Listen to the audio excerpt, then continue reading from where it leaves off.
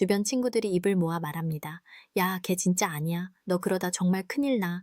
심지어 본인 스스로도 아주 잘 알고 있습니다. 이 사람은 나를 아프게 할 게 뻔하고 지금 당장 도망쳐야 한다는 걸요. 그런데 참 이상하죠. 머리로는 알겠는데 내 심장은 왜 그 나쁜 사람 앞에서만 미친 듯이 뛰는 걸까요? 오히려 나만 바라봐주는 착하고 성실한 사람은 지루하게 느껴지기까지 합니다.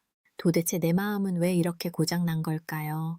오늘 심리학자들이 수십 년간 파헤친 끝에 찾아낸 우리가 나쁜 남자, 나쁜 여자에게 본능적으로 끌릴 수밖에 없는 아주 치명적인 비밀을 하나씩 벗겨보려 합니다. 자, 본격적인 이야기에 앞서 구독과 좋아요 한 번씩만 꾹 눌러주세요. 여러분의 작은 응원이 더 깊고 재미있는 이야기를 만드는 아주 큰 힘이 된답니다. 자, 그럼 이 위험하고도 짜릿한 심리학 여행 지금 바로 시작해 볼까요? 여러분, 혹시 카지노에 가보셨거나 슬롯머신 원리를 들어본 적 있으신가요? 나쁜 사람에게 끌리는 첫 번째 이유는 바로 뇌 과학에 숨어 있습니다. 심리학에서는 이를 간헐적 강화라고 부릅니다. 이게 진짜 무서운 겁니다. 자, 상상해 보세요. 버튼을 누를 때마다 정확히 100원씩 나오는 자판기가 있다고 칩시다. 처음엔 좋겠지만 금방 당연하게 느껴지고 지루해지겠죠? 그런데 어떤 기계는 겉보는 꽝인데 10번째 갑자기 천천히 터집니다. 그럼 인간의 뇌는 어떻게 될까요? 그 한 번의 쾌감을 잊지 못해서 기계 앞을 떠나지 못하게 됩니다. 나쁜 사람들은 우리를 정확히 이렇게 다룹니다. 연락이 안 되다가 갑자기 다정해지고 나를 무시하다가도 세상에서 제일 특별한 사람처럼 대하죠. 이때 우리 뇌는 도파민 샤워를 합니다. 아슬아슬한 긴장감이 해소될 때의 쾌감이 그냥 평범하고 안정적인 사랑보다 수십 배는 강력하게 느껴지는 겁니다. 이건 사랑이 아니라 뇌가 도파민 중독에 빠진 상태라고 보는 게 맞습니다. 그런데 단순히 도파민 때문만일까요? 더 깊은 곳에는 우리 어린 시절의 그림자가 숨어 있습니다. 심리학자 프로이트는 반복 강박이라는 개념을 말했어요. 인간은 과거에 해결하지 못한 고통스러운 사건을 현재에 다시 반복해서 그 결말을 바꾸고 싶어 한다는 겁니다. 만약 어린 시절 부모님이 엄격했거나 무관심했다면 여러분은 무의식 중에 그 부모님과 닮은 차갑고 나쁜 상대를 고르게 됩니다. 왜냐고요? 그 차가운 사람을 변화시켜서 나를 사랑하게 만들었을 때 비로소 어린 시절의 상처가 치유될 것 같은 착각에 빠지기 때문입니다. 이른바 구원자 콤플렉스죠. 나만은 이 사람을 바꿀 수 있어.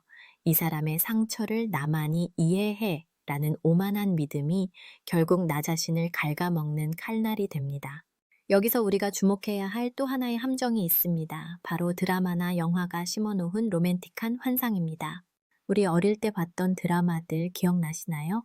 까칠하고 무례한 재벌 2세가 여주인공에게만은 마음을 여는 모습 혹은 거친 반항가가 사랑을 알게 되며 순한 양이 되는 서사들 말이죠. 이런 미디어의 세뇌는 우리에게 나쁜 행동을 상처 입은 영혼의 몸부림으로 미화하게 만듭니다.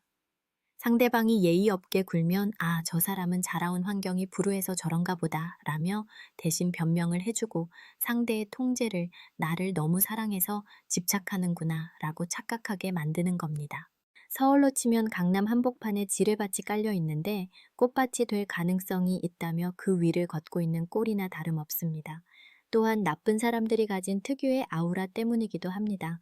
심리학에서 말하는 어둠의 3요소, 즉 나르시시즘, 마키아벨리즘, 사이코패스 성향을 가진 사람들은 처음 만났을 때 굉장히 매력적으로 보입니다. 이들은 자신감이 넘치고 리더십이 있어 보이며 때로는 신비롭기까지 합니다. 우리는 그들의 오만함을 자신감으로 착각하고 타인을 조종하는 능력을 유능함으로 오해합니다.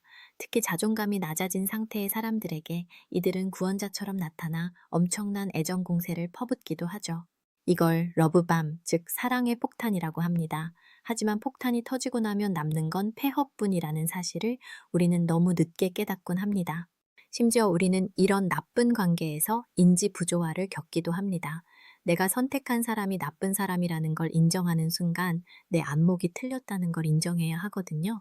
그게 너무 고통스러우니까 오히려 상대방의 장점을 억지로 찾아내고 그럴 만한 사정이 있었겠지라며 스스로를 속입니다. 이건 마치 밑 빠진 독에 물을 부으면서 언젠가는 찰 거야 라고 믿는 것과 같습니다. 그렇다면 이 지긋지긋한 굴레에서 어떻게 벗어날 수 있을까요?